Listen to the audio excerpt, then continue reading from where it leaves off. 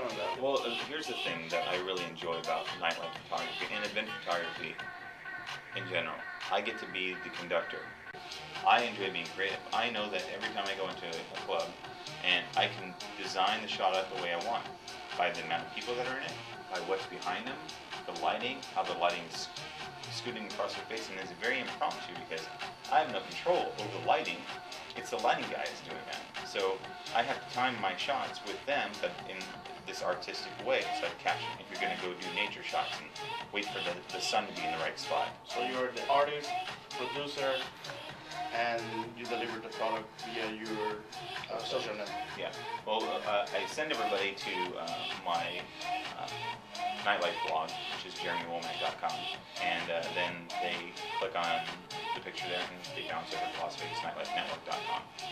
So that's, and I did it that way so you get to see both sides. You can experience both things instead of just flooding them to here. No, I want you to see this daily thing of celebrities, reviews of restaurants, all this kind of stuff. And then, yeah, go over to the social network where there's over 4,000 members and interact with them, promote your events, and get the word out about what you're doing. Here's the social network, LasVegasNightLifeNetwork.com. Says, look, this is for Las Vegas nightlife only. It's like Facebook, but just for this niche market.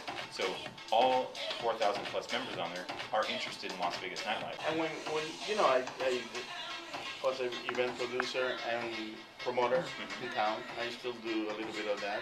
Right. But my source to know what was going on in town was your blog. Right. Because nobody keeps them up to date as you do. Well, I try it. When I have a good relationship with the PR agencies in town, and that came from doing a lot of convention work and private parties and things like that. So, you know, when I mentioned to them this is what I was doing, it was slow going at first. The site's been up, the blog jeremywomack.com has been up for a while. It almost has 2 million hits since it's been up. So it's been out for a while, and I just said, look, send me all your PR material, and I'm going to get it out to the world. When you can't get the big magazines and big newspapers to run it, send it my way. I'll send it virally, and everyone will know what's going on before they can blink. I remember specifically, I did a shoot of a celebrity over at Tao. Well, right after I did that shoot, I went right to the parking garage, took my 3G card, popped it in my laptop, did some editing, boom, had shots on there, a little blurb, hey, this is what was going on, this is who was here, sent it virally on the internet, and within an hour, it was already up on the first page of Google. So it's like, the internet, it just shows you really how far of a reach it can get people. You know, you have people come on your show and promote who they are. Yeah. You know, www whatever, and immediately they're gonna have people going to that site because they're like, that's great because I'm listening to this on the internet. And that's where XRadio is different to any other radio stations out there. Because it's all going on the internet. Can't compete because we have the ability to put people in front of an international audience all the time, and to the vendors immediately. And to the vendors immediately. You come on the show, like you come on mine, we talk, we chit chat, say your website, you're going to get sales right away. That's just how it happens. Instant request via our network that is coming up. Yep. We give them a little bit teaser.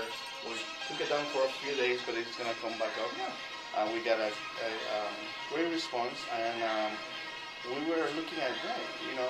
The social network helped the DJs interact more with our listeners. So. Well, there was a chat room, and yeah. while the show's going, I'm in the chat room talking to my guests and going on there, and this person said that, this person has this question. That's how I get my feedback when I'm playing music for a new show. Right. I mean, instant feedback. Instant people saying, I love this music. You know, and then we give them what they're asking for right there.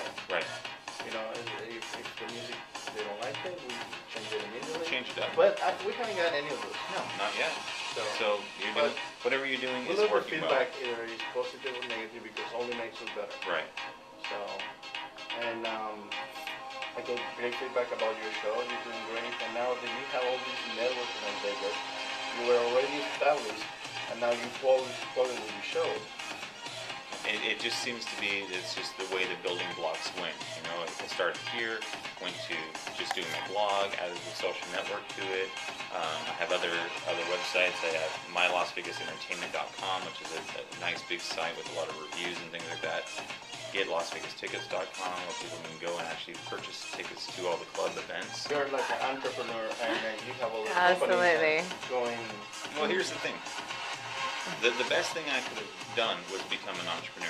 Why? Because if I would have stayed where I was at, I would have been taken out with the trash, because that's just the way it works. If you have your own business, you get to structure your time. You get to structure how much money you make. And in a quote-unquote bad economy, which, you know, it's relative, it's all a matter of mindset, whether it's a bad economy or not.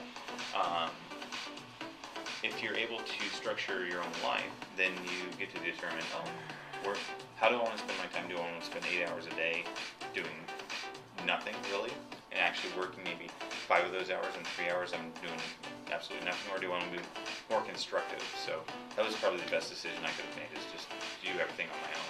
And mainly, your show and my show is we want to entertain not just our listeners and fans, but everybody across the world. Yeah. Our main goal is entertain them, give them great music, and keep them informed up-to-date events. Listen, we live in the entertainment capital of the world. People fly here from everywhere.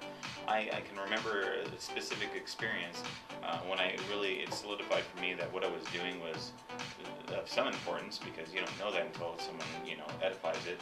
But I was in Waits of Space taking pictures, and I noticed this couple just kept staring at me, which was kind of different, but I was like, okay, I'm going to keep going. But then finally the lady walked up to me and she says, "You're Jeremy Womack, right?" And I said, "Yeah."